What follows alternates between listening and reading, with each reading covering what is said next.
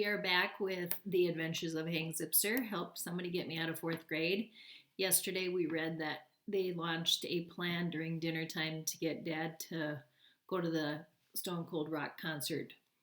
And it didn't really work that well. And in fact, his answer was still no, even though he saw how much his wife was loving the Stone Cold Rock songs on the radio and on the CD player that they were playing.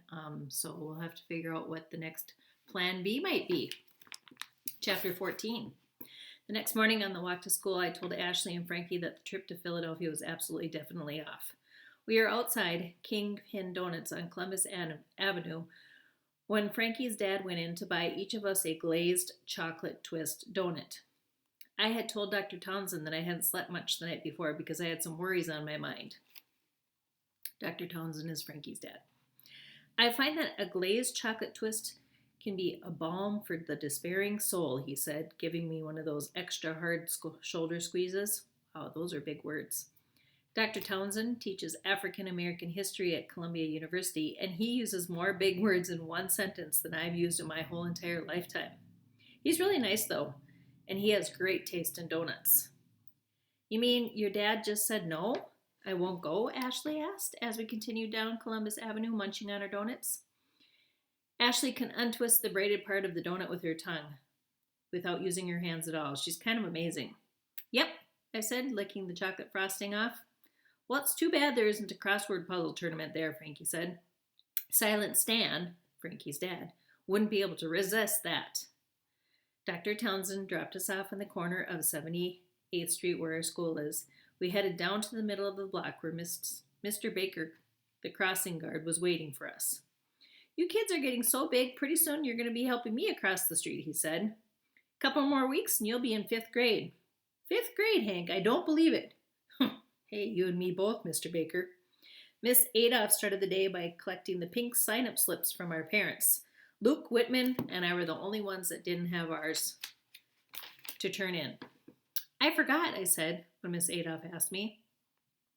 Henry, today is Wednesday, Miss Adolph said, making some kind of note in her roll book. There's only one day before Parent-Teacher Conference Day. I will try to remember it tomorrow, I told her, which wasn't a lie exactly. I would try to remember, but then I would on purpose forget. I couldn't concentrate at all that morning in class. Not that I'm the king of concentration, but this was even worse than usual. Katie Sperling was giving a report on careers and which one she was going to choose when she grew up. She said she was either going to be a makeup artist for the movies or an astronomer. Either way, she'd get to be surrounded by stars. Luke Whitman gave his report next, and he said when he grew up, he wanted to look for frogs. Miss Adolph told him that that's not a career. So he told her he wanted to go look for snails instead. That's not a career either, young man, Miss Adolph said. Her foot was starting to tap. What about slugs? Luke asked her. Or maybe cockroaches. I wouldn't mind looking for cockroaches. Hear me well, young man, she told him. Picking up bugs from the ground is not a career. Do you understand? I kind of felt bad for Luke. He should be able to talk to somebody who really understands him. Someone like Dr. Berger. Dr. Berger. Suddenly I realized that I had an appointment with her. I had forgotten that we had changed our meeting to Wednesday. I looked at the clock. It was only 10, and my appointment wasn't until 11. But I felt like if I sat in my seat one more minute listening to Luke and Miss Adolph, I would explode. Lucky for me, Miss Adolph was so busy being annoyed with Luke that she actually gave me a hall pass without noticing that I was an hour early for my appointment. On my way out of class, McKelty stuck his big foot in the aisle and tripped me. Did you have a nice trip, handkerchief? He said, laughing so hard that I could see his pink gums above his moldy yellow teeth. I didn't say anything. I just gave him this smile I have that says, I truly think that you're a moron, and I'm not. Then I strutted my way back to the desk, stepping right smack dab on his big size 12 Nike that held his smelly size 13 foot. Ow, he screamed, you're stepping on my foot. Oh, so sorry, big guy, I said. Your foot's so big it's taking up the whole aisle. Frankie high-fived me, and so did about 10 other kids, because everybody loves it when McKelty gets a little taste of what he dishes out. I headed for Dr. Berger's office. I've been working with her since the beginning of fourth grade when they found out that I have learning challenges. Maybe I could try to talk to her about my fifth grade future. She'd be much easier to talk to than Miss Adolf. Come to think of it, a moon rock would be much easier to talk to than Miss Adolf. I don't know exactly why, but I never just walk calmly into Dr. Berger's office. She says it's because being calm is not part of my personality. And maybe she's right, because as soon as I left Miss Adolph's class, I shot down the hall and hit the stairs, taking them two at a time, even though we're not supposed to. It's a principal love rule. One at a time will get you there. Two at a time will get you a visit to the nurse, or worse. Thank goodness Dr. Berger's door was wide open, because I tripped and slid into her office as if I were a first baseman on the baseball field. Well, hello, Hank, Mrs. Kroc, the office assistant said as she leaned over her desk to see if I was okay. You always make such a grand entrance, I must say. Is the doctor in? I asked.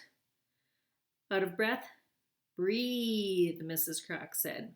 Hey, are you friends with Frankie? I asked, because you sound just like him. Before Mrs. Kroc could answer, Dr. Berger appeared at the door. Come in, Hank, she said. She always smiles when she sees me, which is really a special thing. It's amazing how many people don't smile like kids. Like the grumpy guy who works at the video arcade around the corner from my apartment. If you even ask him for change, he frowns and says, No change. You leave now. Personally, I think that's very bad for business. Dr. Berger took me into her office and gestured toward the blue plastic chair next to her desk. I sat down.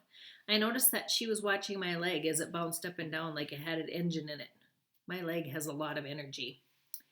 Hank, aren't you supposed to be in class? She began. Yeah, but I couldn't concentrate. What's on your mind? Dr. Berger said. Kids are people too, you know. Suddenly I felt nervous about asking my question. I mean, what if Dr. Berger knew that I was being held back? And she said yes when I asked her that question. Then what? Would I cry? Oh my gosh, that would be so embarrassing. I came here early because I wanted to ask a question about a friend of mine named Bernice, my mouth said before I could stop it. She has a question for you. Go ahead. What is it that your friend wants to know? Dr. Berger asked. This was good. I could get an answer to my question and not have to worry about being embarrassed. My friend is worried about that he is going to be held back and repeat the fourth grade, I said, trying to sound like I didn't care too much about the answer.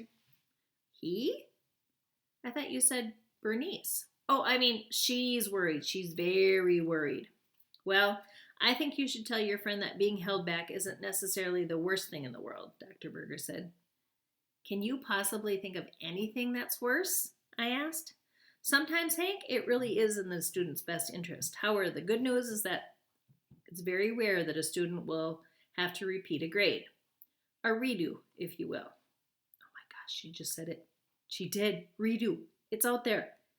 Redo? I heard my voice saying. Whoa. Whose voice was that? It sounded so little and so high-pitched, like something that would come out of a Cabbage Patch Kid. Redo, as in repeat a grade, Dr. Berger said. So it does mean that. It does mean my life is over, I'm thinking. Hank, are you following me? Well, yeah, I am. It's just that Bernice, will feel so bad. Everyone will make fun of her, I said. Hank, did your friend have her parent-teacher conference yet? Dr. Berger asked. No, I don't think so, I answered. No, I didn't think so either. They are not until this Friday.